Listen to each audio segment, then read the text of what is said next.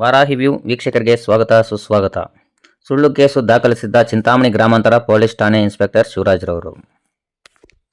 ಈ ಪ್ರಕರಣಕ್ಕೆ ತಡೆಯಾಜ್ಞೆ ನೀಡಿದ ಹೈಕೋರ್ಟ್. ಹೌದು, ಬಕ್ರೀದ್ ಹಬ್ಬದ ದಿನದಂದು ಕುರುಟಳ್ಳಿ ಗ್ರಾಮದ ಮಾವಿನ ತೋಪೊಂದರಲ್ಲಿ ಗೋವನ್ನು ವಧೆ ಮಾಡುತ್ತಿದ್ದಾರೆ ಎಂದು ವಿಷಯ ತಿಳಿದ ಕುರುಟಳ್ಳಿ ಗ್ರಾಮಸ್ಥರು 112 ಪೊಲೀಸರಿಗೆ ಮಾಹಿತಿ ನೀಡಿದ್ದಾರೆ. ಪೊಲೀಸರು ಬಂದು ಅವರನ್ನು ಅರೆಸ್ಟ್ ಮಾಡಿ ಠಾಣೆಗೆ ಕರೆದೊಯ್ದು ಪ್ರಕರಣವನ್ನು ದಾಖಲಿಸಿದ್ದು ಸರಿಯಷ್ಟೇ.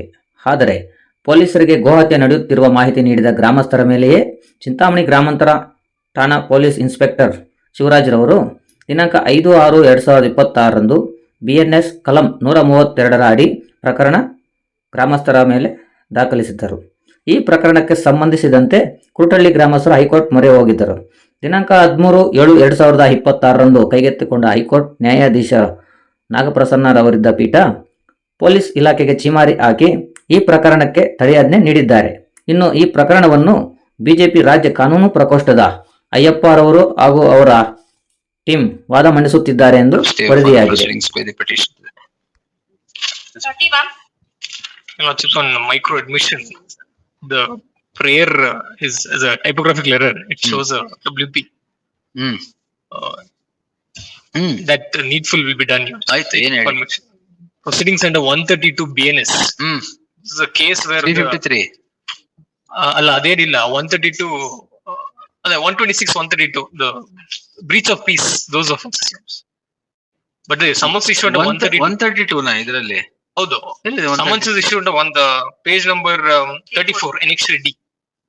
ಇದು ಕೌನ್ಸಿಲರ್ ಅಲ್ವಾ? ಕೌನ್ಸಿಲರ್ ದೇ. I am not an accused. I have only reported the crime. ಅವ್ರು ಹೇಳ್ತಾರೆ ನಾವು ಗಲಾಟೆ ಮಾಡ್ಕೊಂಡಿದ್ದೀವಿ. Reporting a crime is amounting to ಗಲಾಟೆ. They may execute the bond, you know. No, we will not. ನಿಮಗೆ ಬೇಕಾದಾಗ ಬಾಂಡ್ ಬೇರೆ ಇರುತ್ತಲ್ಲ. Yes, let something happen. A crime report ಮಾಡಬಾರ್ದಾ? As it stands today, the offense stands as per section 5 and 6. You reported that cow slaughter, right? ಅಷ್ಟೇ, ಏನಿಲ್ಲ. ಅದಕ್ಕೆ ಹೇಳಿದ್ರೆ ನಾವು ಗಲಾಟೆ ಮಾಡ್ಕೊಂಡಿದ್ದೀವಿ ಅಂತ.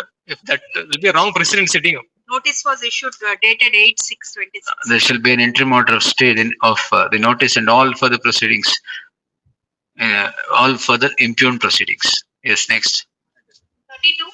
Hand delivery because there's some arrest powers of the SP. Yes. Great Phillips.